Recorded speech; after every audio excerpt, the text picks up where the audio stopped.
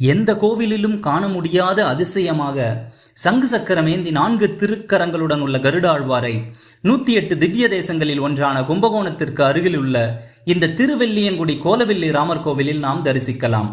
இங்கு கருடாழ்வார் சங்கு சக்கரமேந்தி 4 திருக்கரங்களுடன் சதுர்புஜ கருடாழ்வாராக காட்சி கொடுக்கிறார். ஒருமுறை மயன் பிரம்மாவின் வழிகாட்டுதலால் பூலோகத்தில் தவம் இருந்தார். மயனின் தவத்தில் மகிழ்ந்த பெருமாள் கருடன் மீது ஏறி சங்கு சக்கரதாரியாக காட்சியளித்தார்.